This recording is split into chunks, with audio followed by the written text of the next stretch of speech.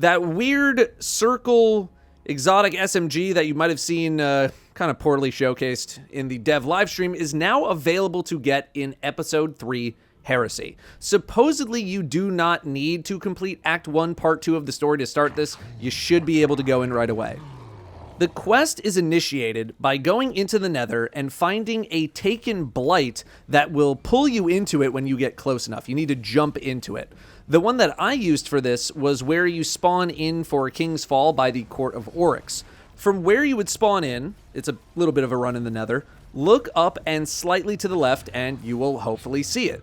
Here's an image of it in another location. This is in the Trenchway, otherwise known as where you first spawned on the Dreadnought way back in the Taken King. You can probably just reload the instance a few times until you find it.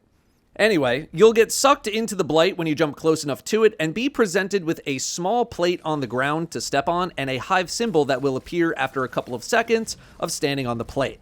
The plate has a pointed end. Walk in that direction to be teleported to the other side. The game may tell you what direction to walk in.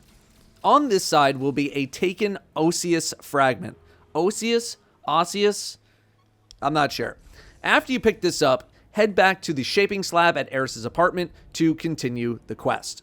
You will need the scotopic rune upgrade in order to continue, so hopefully you have that already. If not, you will need to get it unlocked. It costs 150 shards to unlock, and you must be rank 4 in order to unlock it and equip it. In order to upgrade your rank, just play a lot more Nether.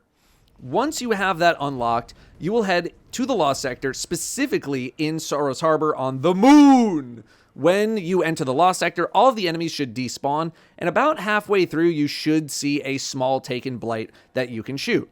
You will see another plate with another pointed end on the ground.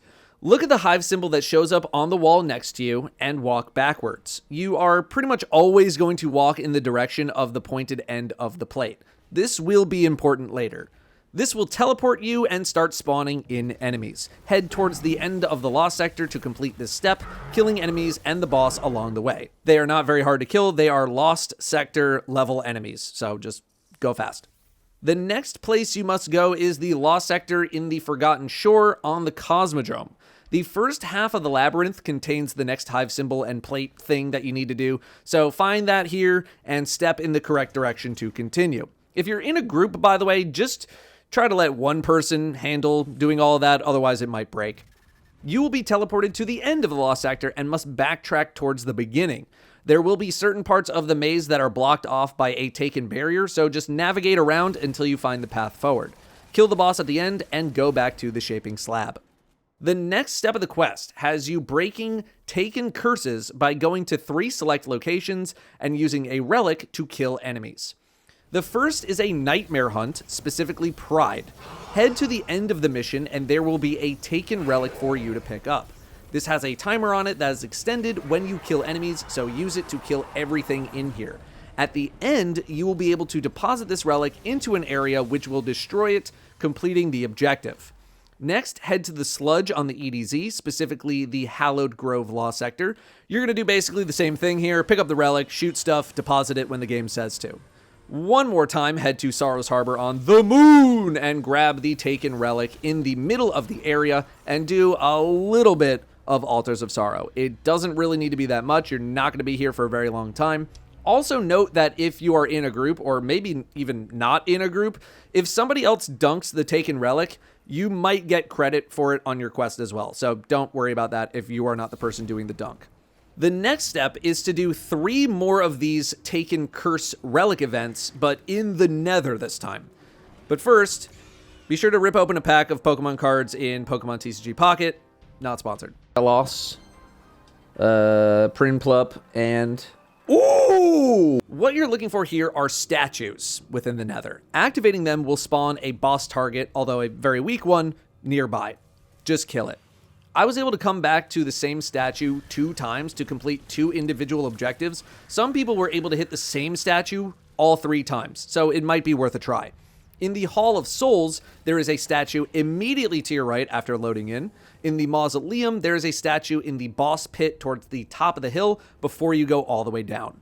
Once you have all 3, you will progress the next step of the quest, which has you doing an exotic mission. Although it's more of an old school exotic mission, not really like what we got with episode 1 and 2's Act 3 mission.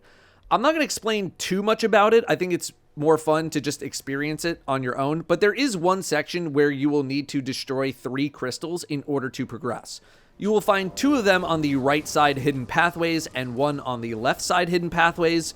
You'll know what I'm talking about when you get there. Otherwise, this mission is a mix of combat and platforming.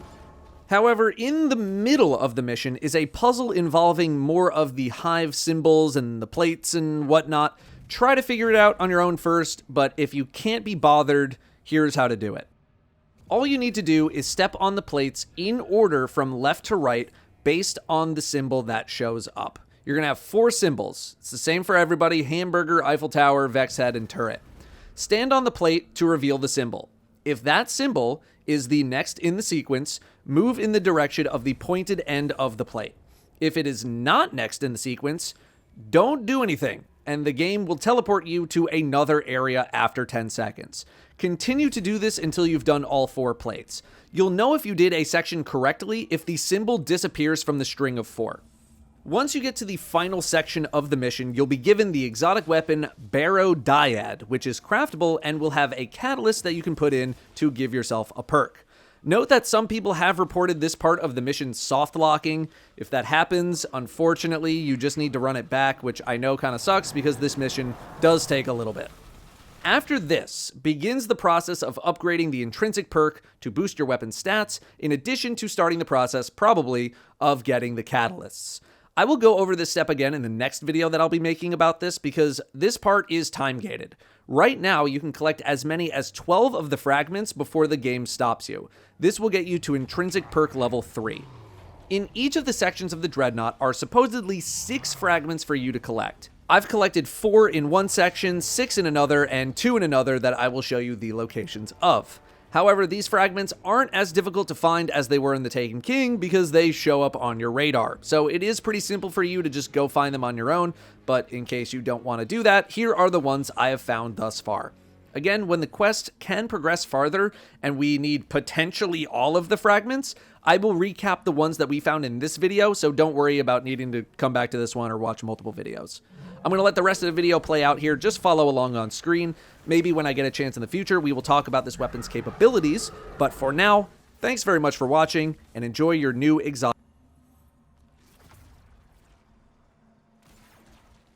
Is as long as an arm. In the course of its life, a thought moves from one end to the other.